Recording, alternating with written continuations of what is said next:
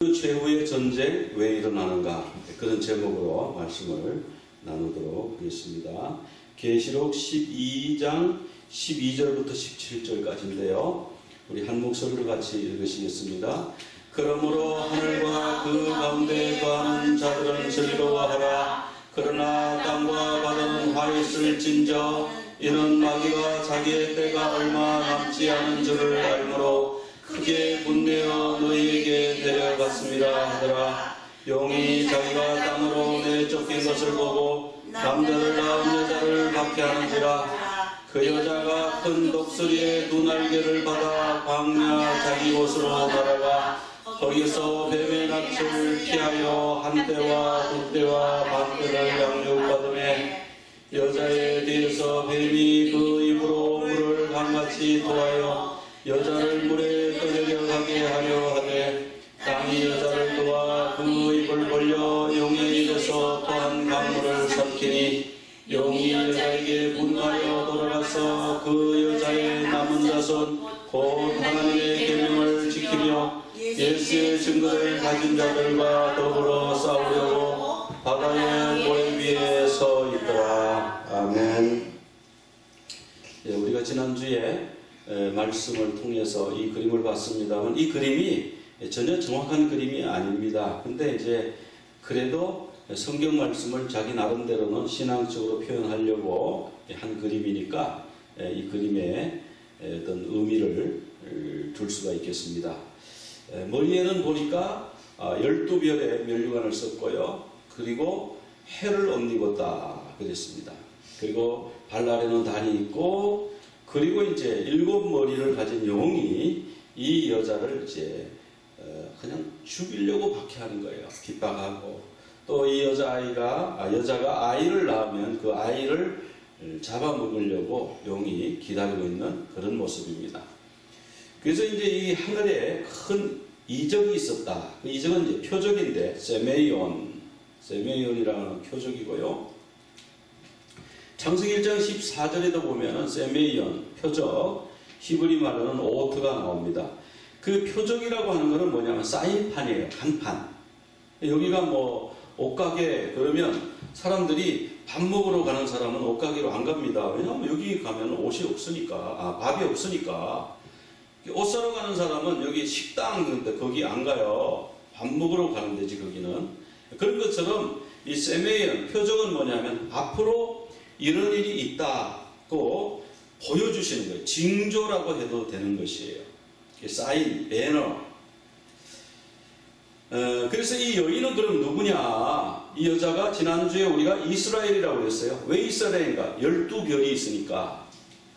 그 다음에 해, 달 다 있잖아요. 그래서 해, 달 12별 있는 거 봐서는 이 여자는 이스라엘을 의미한다. 그렇게 우리가 말씀을 드렸었고요. 그럼 이 이스라엘이 정말 여자로 구약에 표현되었는가? 수도 없이 많이 표현되어 있는데요. 한두 군데만 찾아보겠습니다. 미가서 4장 10절에 같이 읽어보겠습니다. 딸 시온이여 해산하는 여인처럼 힘들여 나을지어다. 이제 내가 성읍에 나가서 들에 거주하며 또 바벨론까지 이르러 거기서 구원을 얻으리니 여호와께서 거기서 너를 내 원수들의 손에서 속량하여 내시리라. 자, 여기 보니까 시온을 말하고 있죠. 시온은 어디냐면 예루살렘이에요. 또 다른 말로 하면은 이스라엘 전체를 그냥 부르는 애칭입니다. 요즘 우리 사람 이름 중에서도 시온이라고 하는 이름 가진 사람들이 들어있더라고요. 근데 시온을 뭐라고 그러냐면 딸이라고 표현하고 있어요. 딸 시온아, 딸 예루살렘아, 나의 딸 이스라엘아, 이런 말과 같은 말이에요. 그 다음에 해산하는 여인처럼. 근데 이 딸이 해산을 한다고? 뭐를 해산하는 거지? 그래서 구약 전체를 통해서 보면요, 뭘 해산하냐면 메시아를 해산하는 거예요. 이들이 메시아를 해산하기 위해서 정말 많은 핍박을 받았어야 해요. 그 받고도 그들이 포기하지 않고 끝까지 책임을 완수해서 메시아를 출산하게 됐죠. 그 다음에 이사야 66장 7절부터 거기도 한번 거기는 그냥 제가 읽어드리겠습니다. 시온은 진통하기 전에 해산하며 고통을 당하기 전에 나마를 낳았으니. 자, 여기도 보니까 시온 이스라엘, 예루살렘, 뭐 해산하고 남자아이를 낳는다. 그 주로 아이를 낳고 하는 거는 뭐 여자지 남자가 아이를 낳지 않잖아요. 그러니까 여자, 시온은 여자, 이스라엘은 여자다 이렇게 표현하고 시온이 뭘 낳느냐면 남자아이를 낳는다고 그래요. 남자아이. 이게 이제 창세기부터 쭉 계속해서 내려오는 개념이에요. 하나님이 주신 인류 구원의 구속사의 핵심은 뭐냐면 여자의 후손이 뱀의 머리를 상하게 할 것이다. 그것이 이제 인류 구속사의 그냥 한마디로 요약한 말이잖아요. 근데 여기서 말하는 이 말씀은 그 말을 다른 말로 좀 풀어 쓴 거지 같은 내용 아닙니까? 여자가 훼손한다. 여자가 훼손하는 건 당연하지만 시온이 이스라엘이 훼손할 거다. 이스라엘이 뭘 훼손한다는 말인가? 바로 메시아를 훼손한다. 그런 말씀이에요. 그러니까 이스라엘은 메시아를 훼손하는 민족, 메시아를 낳는 민족으로 하나님이 들어 쓰신다는 거고요. 그래 또 다른 사인판이 딱 있는데 보니까 한쪽에는요 붉은 용이 있는 거예요. 이 붉은 용이 이 해를 입은 여자는 머리에 12별의 면류관을 썼는데, 면류관에 12별이 있었는데 그 면류관은 스테파노스 승리자가 쓰는 관을 썼는데, 이 용은 보니까 머리에 왕관을 7개 썼는데 그거는 어떤 관인가? 디아데마, 스테파노스가 아니라 디아데마인데 왕들이 쓰는 관이에요. 자기가 왕이라고. 그리고 머리가 7이고요 뿔이 10이래요. 그러니까 사람들이 화가들이 그림을 그릴 때 자꾸 빨간 용을 그려놓고 거기다가 머리를 7을 갖다 붙여요. 그리고 거기다가 10개의 뿔을 달아놓고 뭐 이렇게 모자를 거기 씌워놓고, 그리고 그림을 보니까 막 이상한 그림이잖아요. 이게 무슨 그림이지? 이게 어떻게 용이 7머리를 가지고 있지? 막 그 사람들이 그 이해가 잘 안 되는 거예요. 그래서 성경에 나오는 걸 그대로 그림으로 옮기다 보니까 그렇게 된 거예요. 근데 여기는 세메인이고 디아데마인데, 이 용이 자기 꼬리를 탁 쳐가지고 하늘의 별의 3분의 1을 땅에다가 던졌대요. 그래서 아니 그러면은 하늘에 있는 별을 어떻게 던지나? 그게 아니고 이 별은 천사를 얘기하는 거예요. 타락한 천사. 하늘의 천사의 3분의 1이 하나님을 반역한 겁니다. 그래서 이 땅으로 내가 쫓겼어요. 그것을 말씀하고 있고요.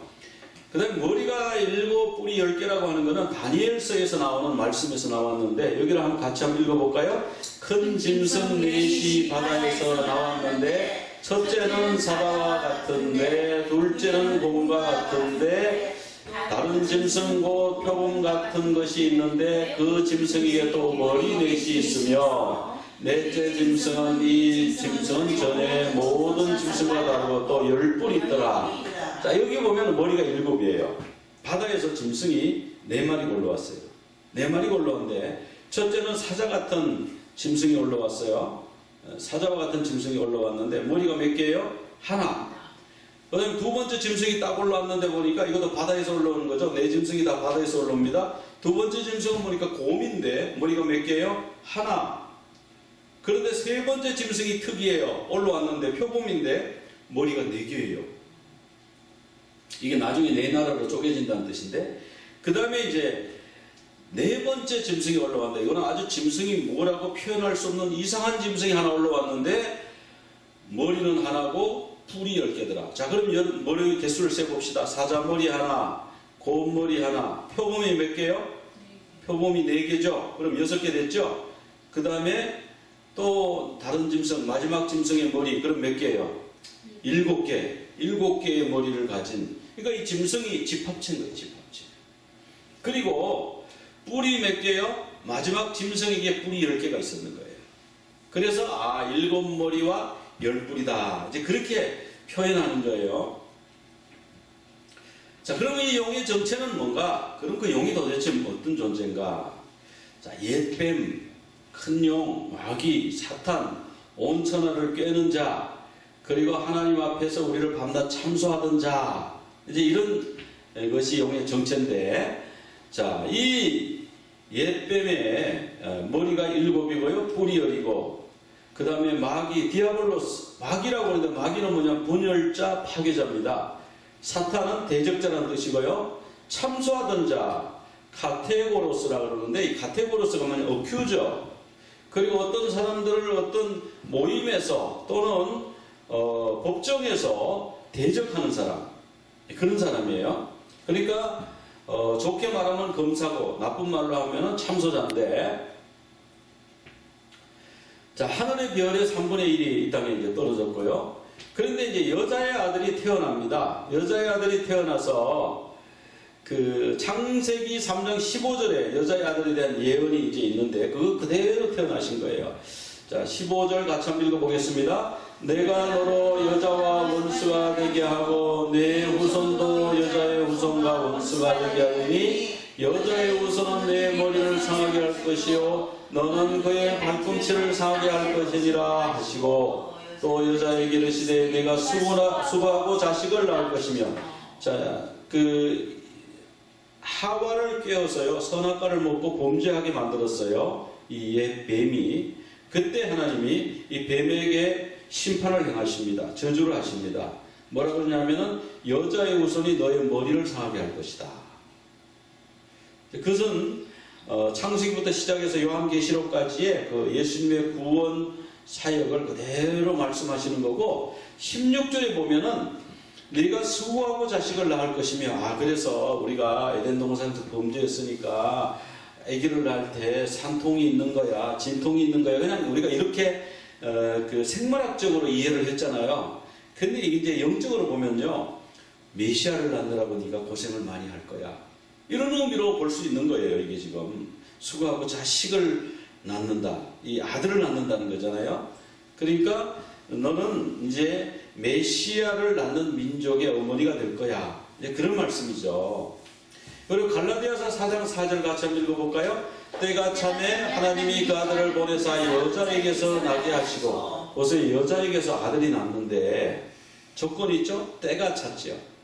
그러니까 어느 시점에 하나님이 정하신 시점이 있어요. 그 시점에 아들을 낳게 된다 그랬는데 마침 때가 되어서 여자가 아들을 낳았다. 그 여자가 누구겠어요? 그 여자가 마리아겠습니까? 물론 뭐 육신적으로 보면 마리아지만 영적으로 보면 이스라엘 전체를 의미하는 거죠. 그래서 이스라엘이 메시아를 낳았다. 그래서 예수님의 족보에 보면은 보통 족보에 여자 이름 안 넣습니다. 한국에도 족보에 여자 이름 안 넣고요.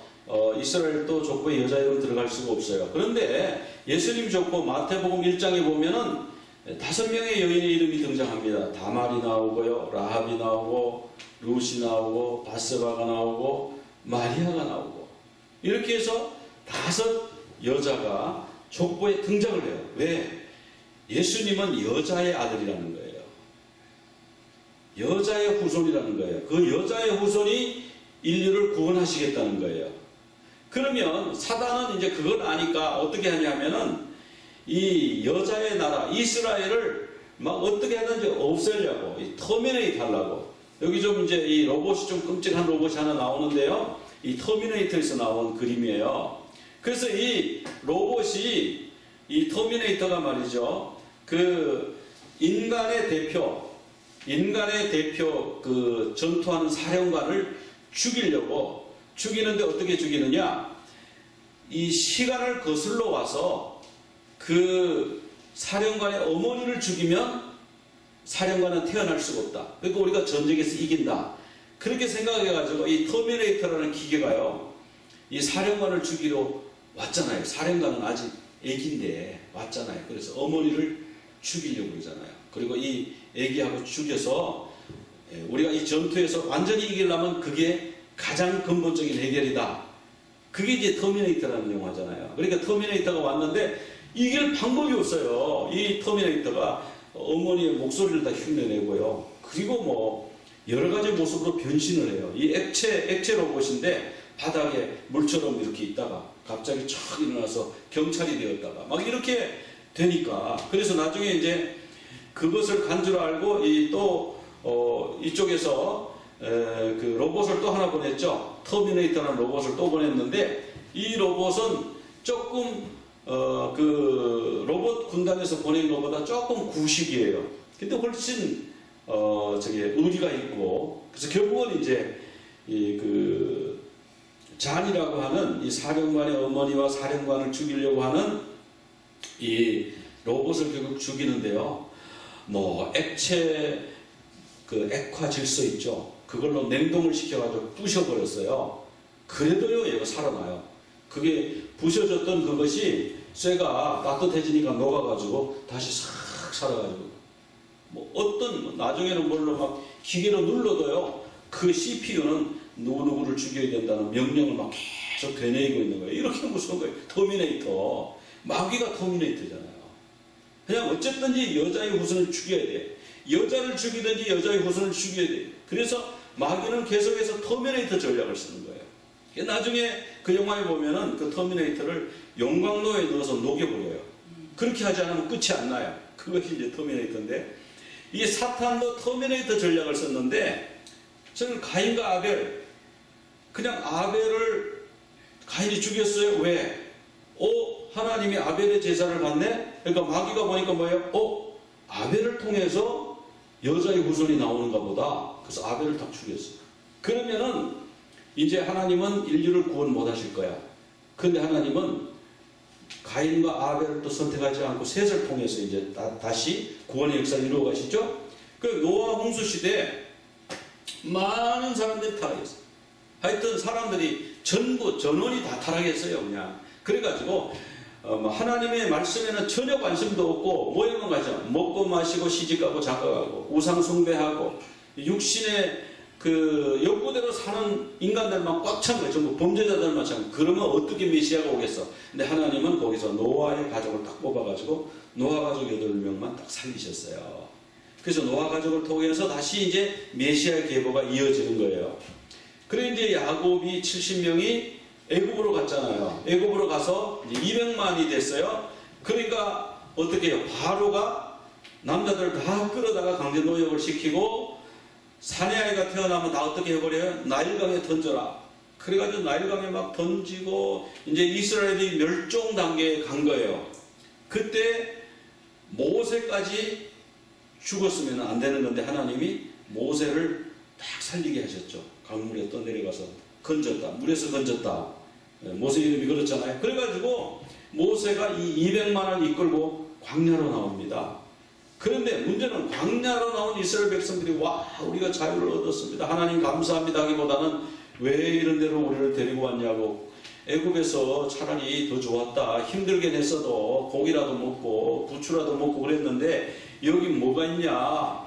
뭐 불평하고 돌아가자. 왜 기도하러 올라가고 내려오지를 않냐. 모세가 죽었나 보다. 우리끼리 황금 송아지 만들어가지고 너희를 인도하신 신이 여기 있다 그러고 춤추고 먹고 마시고 우리 애굽으로 돌아가자. 반역했잖아요. 그래서 다 반역하고 그래서 하나님이 그러면 내가 이 이스라엘 민족을 다 없애버릴게. 모세 너 하나로 시작해서 다시 시작하자. 그래서 모세가 하나님 그러면 안 됩니다. 하나님의 명예가 땅에 떨어집니다. 안 됩니다. 그래서 차라리 저를 죽여주십시오. 이렇게 해서 민족을 다시 구원했죠. 그죠? 그래서 이제 가나안에 들어갔어요. 가나안에 들어가서는 마귀가 아스다롯과 바알과 몰렉과 이런 잡신을 가지고 이스라엘 민족을 막 이렇게 속이고 막 꿰이니까 거기에 다 넘어간 거죠. 그래가지고 나라가 전부 둘로 쪼개졌잖아요. 이스라엘 10지파, 남쪽에 유다 지파 이렇게 쪼개졌지 않습니까? 그 다음에 이제 하나님이 다윗을 써야 되겠다. 사울은 보니까 안 되겠다. 다윗을 써야 되겠다. 그러니까 장인이 말이죠. 사울이 장인 아닙니까? 미갈이 다윗의 아내가 됐으니까 그냥 사위를 죽이려고 군인을 3,000명을 이끌고 다니면서 죽이려고 나라는 안 다스리고 그렇게 한 거예요. 그래서 하나님이 다윗을 통한 구원의 계획 역대상 17장 11절 같이 한번 읽어봅시다. 내 생명의 연한이 차서 내가 조상들에게 돌아가면 내가 내 뒤에 씨 곧 내 아들 중 하나를 세우고 그 나라를 견고하게 하리니 그는 나를 위하여 집을 건축할 것이요 나는 그의 왕위를 영원히 견고케 하리라. 나는 그의 아버지가 되고 그는 나의 아들이 되리니. 그래서 하나님이 다윗이 너무 마음에 들었어요. 그래서 내 마음에 합한 자라. 그래서 다윗이 네가 죽은 다음에 내가 너의 실을 영원히 견고하게 하겠다. 이것은 뭐냐면 왕위를 견고하게 하겠다. 이것은 메시아를 보내주신다는 의미거든요. 그래서 메시아를 마귀가 들어보니까 다윗을 통해서 메시아가 나온다고 그래서 그러면 다윗의 왕가를 그냥 싹 씨를 말려야지, 딱 멸절을 시켜야지. 그래가지고 누구를 보냈냐면요, 이세벨. 그 다음에 이세벨의 딸이 있었는데 이세벨의 딸이 이세벨 이상이에요. 그럼 우리가 이세벨만 와 이세벨의 영광 이러는데요, 이세벨의 딸은요 다윗의 왕족의 씨를 말린 사람이에요. 열왕기하 11장 1절 2절 같이 한번 읽어보겠습니다. 아시아의 어머니 아달랴가 아들이 죽은 것을 보고 일어나 왕의 후손들을 모두 죽였다.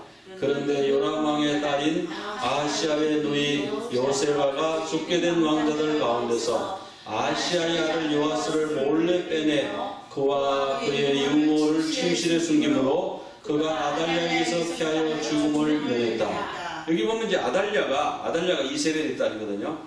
이 아달랴가 다윗의 왕족은 몽땅 다 죽이겠다. 그냥 좀 속된 표현으로 씨를 말리겠다. 이렇게 한 거예요. 그래서 다 죽었어요. 그래서 다윗의 왕가의 후손이 하나도 남지 않도록 다 죽였는데 어떤 일이 생겼냐면은 그 요세바라고 하는 그 분이 여자분이 하잖아요. 여자분이 씨를 보존한 거예요. 어떻게 보존냐? 요아스라고 하는 작은 아이가 있는데 그 아이를 유모하고 같이 자기 침실에 딱 숨긴 거예요. 그 왕족을 죽여라 그래갖고 군인들이 막 찾아다니면서 막 죽이고 막 전부 다 죽었는데 다 죽은 줄 알았죠. 근데 이 사람이 자기 침실에다가 그 아이 하나를 숨긴 거예요. 참 여자의 후손 맞죠, 예수님이. 그래가지고 이 아이를 통해서 메시아의 계보가 또 유지가 된 거예요. 그러니까 이 사탄은 메시아의 계보를 끊으려고 참 무던히도 노력을 했어요. 그 다음에 이제 이스라엘이 저기 뭐 바벨론으로 이렇게 포로로 막 사로잡혀 가니까 거기서 옳지. 그럼 여기서 다윗의 왕족의 씨를 또 여기서 또 유대민족을 완전히 지상에서 없애버려야 되겠다. 그래가지고 한 게 뭐냐면요, 하만을 시켜가지고 아무날 아무씨의 유대민족을 다 죽여라, 재산은 다 빼앗아라, 이렇게 한 거 아닙니까?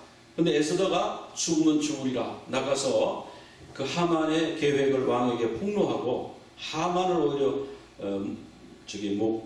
나무에 매달고 이스라엘이 살았어. 그게 불임절이 됐지 않습니까? 이것도 뭐냐면 메시아의 씨를 아예 없애려고, 메시아의 그 계보를 끊어버리려고 하는 악한 사단의 터미네이터 계획이죠. 그 이제 3분의 1의 천사를 타락을 시켜가지고 그냥 용을 해산하려는 여자를 용이 그냥 어쨌든지 죽이려고 박해하고 괴롭히고 이제 하다가 안 되니까 이제 어디서 태어나나, 그 태어나면 죽이자.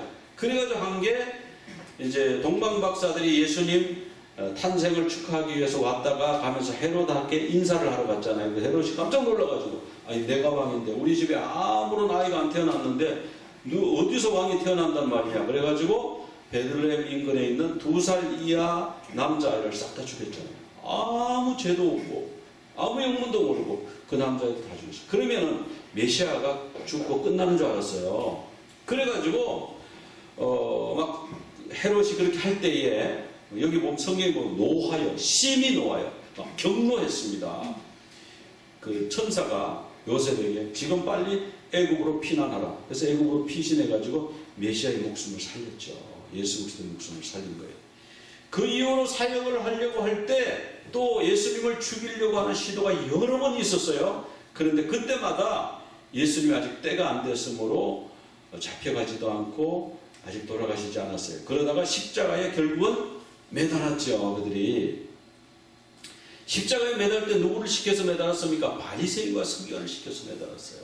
그 사람들이 이대로 두면 안 된다, 십자가에 못 박아야 된다 그랬고, 그 다음에 가룟 유다를 시켰죠.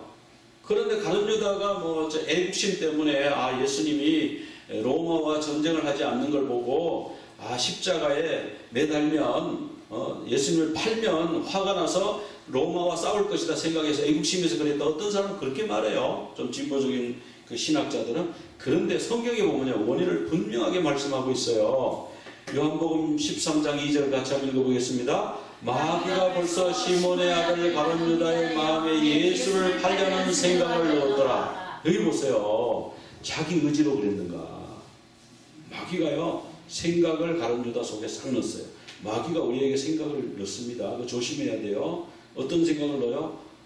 살인할 생각, 이 강간할 생각, 도둑질할 생각, 강도질할 생각, 이런 걸 누가 넣어주냐? 오늘 성경 말씀 보니까 마귀가 넣어준대잖아요. 마귀가 가룟 유다한테 싹 그런 생각을 넣었을 때 사단아 물러갈지어다 그러고 딱 거부하면요 예수님이 안 팔려가는 거예요. 그런데 가룟 유다가 그 생각을 딱 마귀가 생각을 딱 넣어주니까 맞아, 아무래도 예수님 팔아야 되겠어.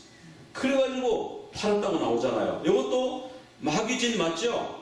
가룟 유다 짓이지만은 가룟 유다는 종범이고 주범은 마귀예요. 마귀가 예수님을 죽이려고, 메시아를 죽이려고 그런 거예요.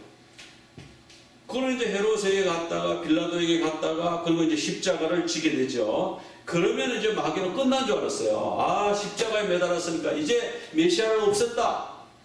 이제 내 세상이 됐다. 내 소원 성취했다. 터미네이트 계획 드디어 오랜만에 완수했다. 마귀가 이렇게 안심하고 있을 때에 예수님이 부활하셔서 짠 하늘로 승천하셔서 마귀가 깜짝 놀라요. 그래가지고 하늘에서 전쟁이 생긴 거 아닙니까? 12장 7절에 가면은 전쟁이 두 세력 간의 전쟁인데 뭐냐면 미가엘의 세력과 미가엘과 그의 사자들, 미가엘과 용의 세력 간의 전쟁이었어요.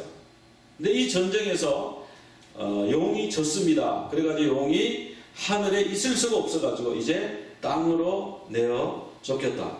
자, 그러면 이때까지 예수님이 부활하시고 승천하실 때까지는 사탄이 하늘에 있었다는 얘기예요. 그 말씀이잖아요. 지금 하늘에 이 전쟁이 있기 전에는 사탄이 하늘에 있었다는 얘기잖아요. 그런데요, 그럴 리가 있나? 하나님이 계시는 곳에 왜 사탄이 있지? 그런데 우리가 성경을 보면은 그런 구절이 몇 구절 나와요. 자, 욥기를 보면요, 욥기를 보면 이런 말씀이 있어요.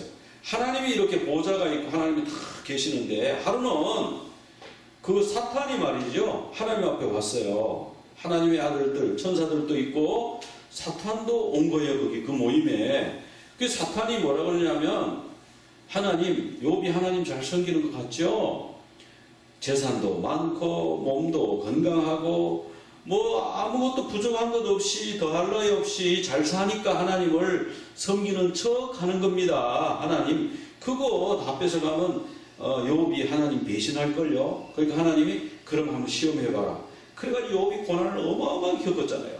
그래서 그 믿음을 끝까지 지켜가지고 나중에 그 모든 게 다 회복되고 넘치도록 회복이 됐습니다만은, 여기서 우리가 봐야 될 건 사탄이 그때까지만 해도 하나님 앞에 출현을 했네, 하나님 앞에 나타냈네, 이런 것을 알 수가 있잖아요.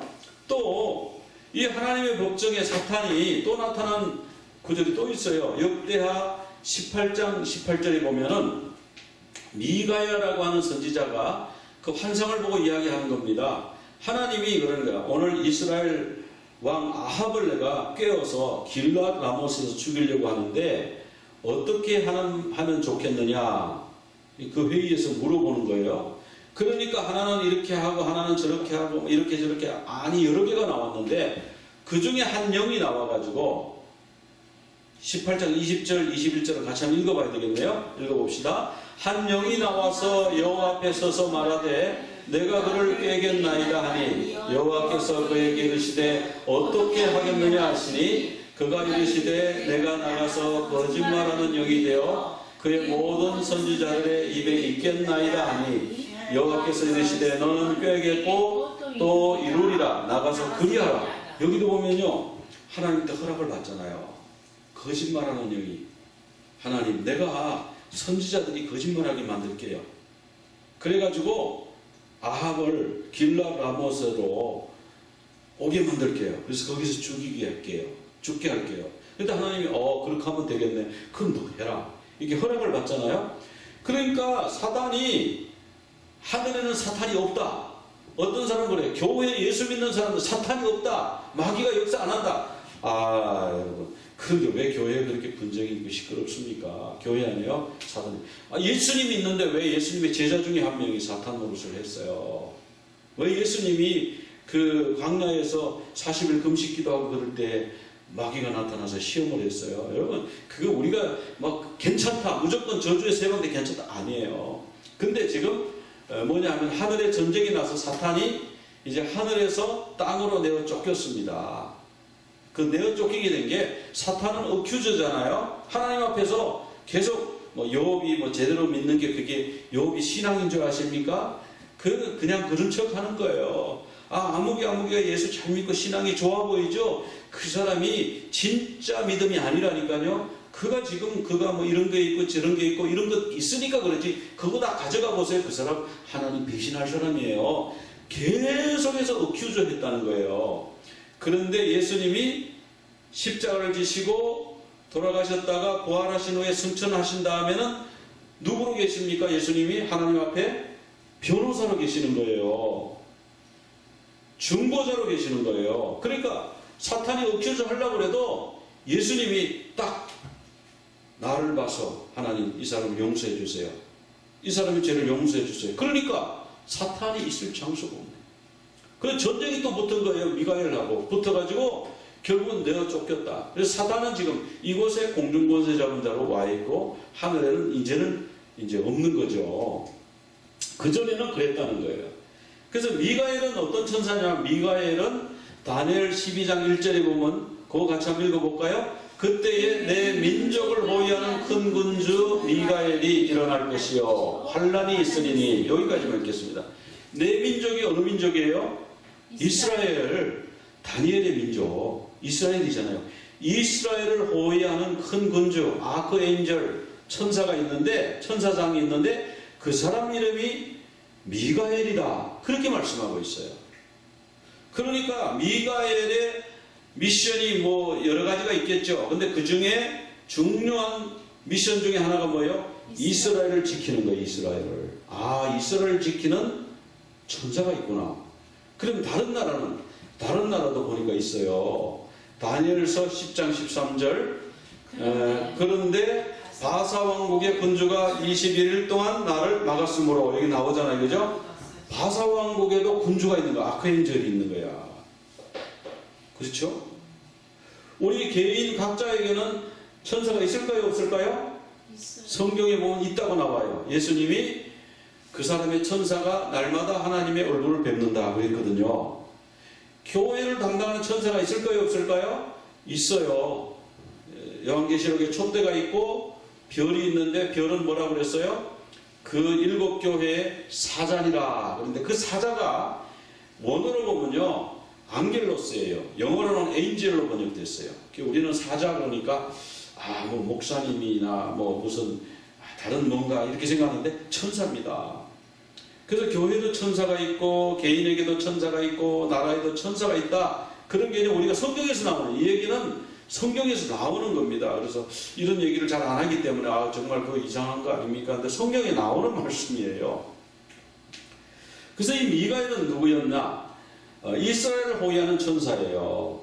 그런데 미가엘이 나와서 영과 싸워서 이기고 이런 얘기가 나오는 거 보면 이게 이스라엘에 대한 얘기입니다. 12장 전체가. 그래서 사단은 계속해서 공격을 하는 거예요. 그 여자가 낳은 아들이 어떤 아들이냐면 장차 철장으로 만국을 다스릴 남자라. 그리고 하나님과 그 보좌 앞으로 올라가더라는 하르파죠. 우리가 그냥 승천이라고 그러는데 휴거 이렇게 번역해도 틀리지 않습니다.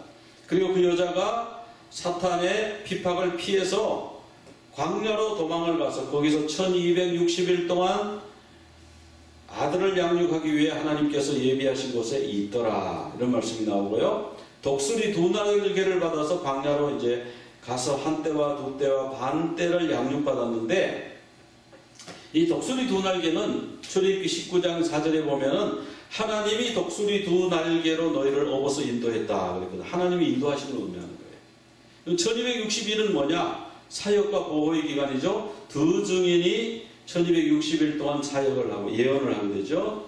그리고 12장 6절에 보면 광야로 도망가서 양육과 보호를 받죠. 그리고 1260일은 악한 영이 역사하는 기간이에요. 그래서 후 3년 반이라고 그러지 않습니까? 후 3년 반에는 성전 바깥마당을 이 거룩한 성을 42달 동안 짓밟게 될 것이다. 이방인들이 짓밟게 될 것이다. 또 13장 5절에 보면은 짐승이 42달 동안 일할 권세를 받았다. 1260일은 선한 사역자 두 증인의 사역 기간이기도 하고 악한 영의 사역 기간이기도 하고 그렇습니다. 근데 서로 분리되어 있죠. 자, 광야는 어떤 곳인가? 하나님이 이스라엘을 인도하신 곳이고 세례 요한이 광야에서 지냈습니다. 사도 바울이 처음 예수님을 믿고 나서 사울아 사울아 네가 나를 왜 핍박하느냐? 누구십니까? 나는 네가 핍박하는 예수입니다. 그렇게 해서 예수님을 만나고 나서 그가 어디를 갔냐 하면은 아라비아 광야에 가서 3년을 있었어요. 3년을 그가 말씀을 많이 알았는데도 눈이 안 열어지니까 예수님을 못 본 거예요. 우리가 성경 말씀 많이 안다고 하나님이 믿어지고 예수님을 만나지는 게 아니에요. 율법사들, 정통 유대인들 얼마나 성경 많이 알아요. 성경 일생 동안 성경만 연구하는데 예수님을 발견 못 하잖아요. 그러니까 하나님이 열어주셔야 되거든요. 하나님이 어디서 열어주시냐? 광야에서 열어주시잖아요. 그래서 바울이 광야에 가서 눈이 열렸습니다. 하나님만 바라보게 되었고, 그래서 거기서 그 모든 인간의 그 욕심과 추악한 것들이 다 정화되어서 하나님의 군사로 훈련이 되어서 나오는 것이 바로 광야죠. 그래서 우리에게 광야가 있다 하면요, 그 광야를 축복으로 생각해야 돼요. 아, 하나님 먹을 것도 없고 지금 뭐 옆에 도와주는 사람도 없고 아유 힘들어요. 뭐 우리 가족들도 힘들고 뭐 우리가 뭐 또 나는 뭐 물질은 괜찮은데 내 건강이 또 그래요. 뭐 나는 또 건강은 괜찮은데 영적으로 너무 드라이해요. 하나님 어떻게 해요? 이러는 것은 뭐냐면요, 하나님이 나를 만나라고 하는 그 하나님의 부르심이에요. 그래서 광야를 우리가 축복으로 생각해요. 그 광야가 없으면 하나님을 못 믿는 거예요. 근데 이 광야를 통해서 믿게 되는 거죠. 자, 그 다음에 용이 땅으로 내어 쫓기고 나서 여자를 막 박해하고 그리고 입에서 물을 토해가지고 여자를 떠내려가게 하고 막 이런 일들이 막 있는 거죠. 그 시편에 보면은 주의 능력으로 바다를 나누시고 물 가운데 있는 용들의 머리를 깨뜨리시고 그리고 그것을 사막에 사는 자들에게 음식물로 주셨다. 이런 말씀이 이제 나옵니다. 그래서 이제 마지막 대결전, 용이 여자에게 분노하고 돌아가서 그 여자의 남은 자손, 곧 하나님의 계명을 지키며 예수의 증거를 가진 자들과 더불어 싸우려고 바다의 모래 위에 있더라. 이 남은 자손은 하나님의 계명을 지키고 예수의 증거를 가진 자고요. 바다의 모래 위에 왜 서 있는가? 바다의 모래 위에 왜 서 있냐 하면은 홍해바다. 그 이스라엘이 광야로 가기 전에 홍해바다를 건너는데 홍해바다를 건널 때에 거기에 이제 뒤에 바로의 군대가 막 추격해 오다가 홍해바다가 물이 싹 덮여서 바로의 군대는 수장되고 이스라엘 백성들이 그 바닷가에 서서 하나님을 찬양합니다. 승리의 노래를 부릅니다. 그래서 이 전쟁터가 바닷가구나. 그 다음에 요한계시록 15장에도 보면 바닷가에서의 전쟁이 나와요. 15장 2절 같이 한번 읽어보겠습니다. 또 내가 보니 불이 섞인 유리 바다와 같은 것이 있고 짐승과 그의 우상과 그의 이름의 수를 이기고 벗어난 자들이 유리 바닷가에 서서 하나님의 검은고를 가지고, 자, 유리 바닷가에 서 있더라. 승리한 자들이. 그런 말씀이 나와요. 그러니까 영적 최후 결투는 어디서 일어나는가? 바닷가에서 일어난다. 그런 걸 알 수가 있습니다.